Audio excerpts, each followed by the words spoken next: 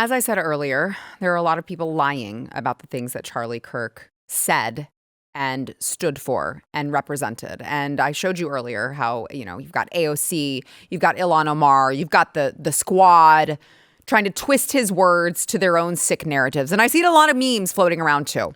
But here's the thing. We have the receipts and we have what's called context. Because to make Charlie sound like a hateful person, you'd have to take him out of context. But we have the context. So please share this with any of your friends or any shitbag trolls on the internet who want to misrepresent what Charlie said now that he is not alive to defend himself. Let's start with Stephen King. This one's been going around a lot. He advocated stoning gays to death. Just saying. He was, Charlie was actually criticized.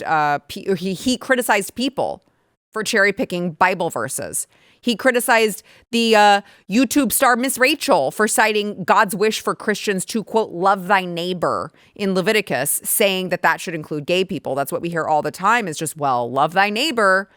Therefore, you should accept all of these things. Therefore, you should allow children to mutilate their body parts because remember, God calls Christians to love thy neighbor. So Charlie was responding to Miss Rachel, said, by the way, Miss Rachel, you might want to crack open that Bible of yours. In a lesser reference, part of the same part of scripture in Leviticus 18 is that thou shalt lay with another man shall be stoned to death. Here's what Charlie actually said about the gay community. I believe marriage is one man, one woman. Also, gay people should be welcome in the conservative movement. As Christians, we are called to love everyone. I will always stand against people who wish to establish their own personal views as a reason to kick others out of our movement. And he had a long history of engaging in a very kind debate or kind conversation with gay people when I'm going to play you a video of Charlie having a back and forth with a gay conservative.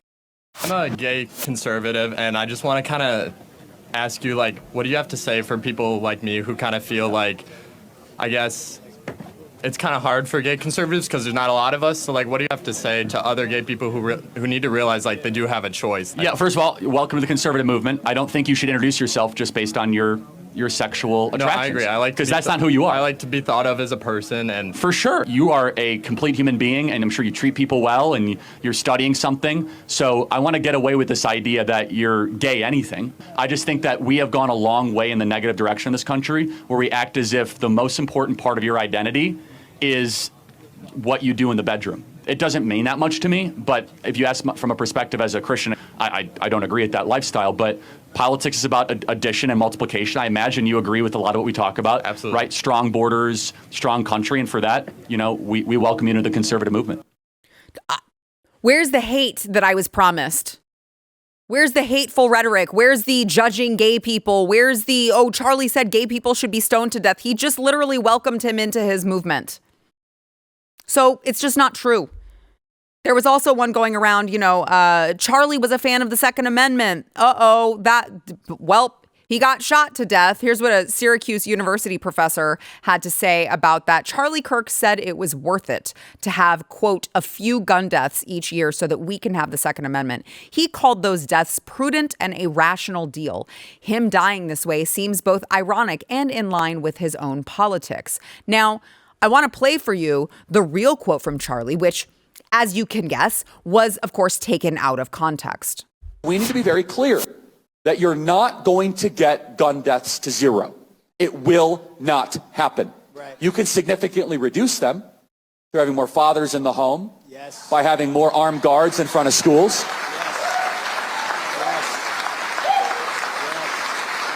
Yes. We should have an honest and clear reductionist view of gun violence, but we should not have a utopian one. You will never live in a society when you have an armed citizenry and you won't have a single gun death. That is nonsense. It's drivel. Wow. But I think it's worth it. I think it's worth to have a cost of, unfortunately, some gun deaths every single year so that we can have the Second Amendment to protect our other God-given rights. That is a prudent deal. It is rational. I promise you that Charlie still believes that right now.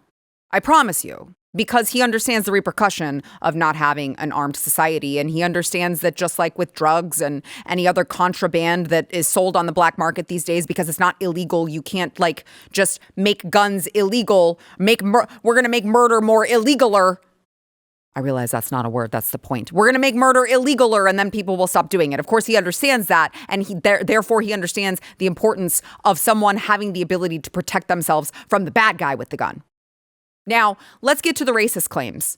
Oh, Charlie Kirk was a racist. Charlie Kirk was a racist. He was against desegregation in the 1964 Civil Rights Act. Okay, let's listen to Charlie on that. The Civil Rights Act was a mistake. What do you mean by that? Yeah, so the parts of the Civil Rights Act were great, but the way it's now being implemented to force men in female bathrooms to push forward of the trans agenda, the intent of the Civil Rights Act is way beyond what it was originally authored for. But the intent specifically originally was to Well, that's interesting. So the intent and the law are two different things. So the intent was noble, which was to say that no American can be not allowed into a place of business based on the color of their skin or their ethnic heritage. Totally agreement with that. That's not what the law only did. It created a massive anti-racist DEI army that then gave us affirmative action. For example, recently, Merrick Garland sued using the Civil Rights Act, saying that we cannot have voter ID in certain states because it's a violation of the Civil Rights Act. So basically what the Civil Rights Act did is that it went beyond disparate impact and then went to disparate effect. In the sense where if black Americans are not doing as well as white Americans in a certain category, you can now use the Civil Rights Act and say that's a violation of the Civil Rights Act, even though there might be other contributing factors. Does that make sense? Yeah. So it's too broad, too wide, and it's now doing a lot of damage to the country. It's being used well beyond its original intent. Pretty straightforward to me. Doesn't sound like a blatant racist. Really doesn't. Let's listen to more from this very racist Charlie Kirk. Unfortunately, in the black community, dads are the most absent of any community. About 2/3 of all black youth will be raised without a stable father around. And I know it's crazy, right? And that little precious angel of yours deserves to have a father around. Oh, no. He called this very cute little black baby a precious angel. Sounds like a terrible racist, right? Now, let's get to the mainstream media. The New York Times told millions of their, well, I don't know if they have millions of readers anymore, actually. They may not have millions of readers, but whoever the hell is still reading that crappy rag told all their readers that Charlie Kirk was anti-Semitic. They claim that Charlie said this: Jewish communities have been pushing the exact kind of hatred against whites that they claim to want people to stop using against them. They said, Charlie Kirk, he said it on his podcast, The Charlie Kirk Show in 2023. Except, he was actually critiquing that quote someone else said. What Charlie actually said before reading it, half of this tweet is true, half of it I don't like. And then the New York Times was they had to issue an apology. They had to issue an apology. A correction was made on September 11th, 2025. An earlier version of this article described incorrectly an anti-Semitic statement that Charlie Kirk had made on an episode of his podcast. He was quoting a statement from a post on social media and went on to critique it. It was not his own statement. I don't think they care because the damage was already done, and you cannot convince me that that was not intentional. New York Times, okay? So please share this with a friend. Share this with a friend who is spewing incorrect rhetoric about Charlie Kirk, knowing that he is not here to defend himself, and make sure they know that all of these are wrong and taken out of context so that they can fuel their hateful agenda. I hope that this helps.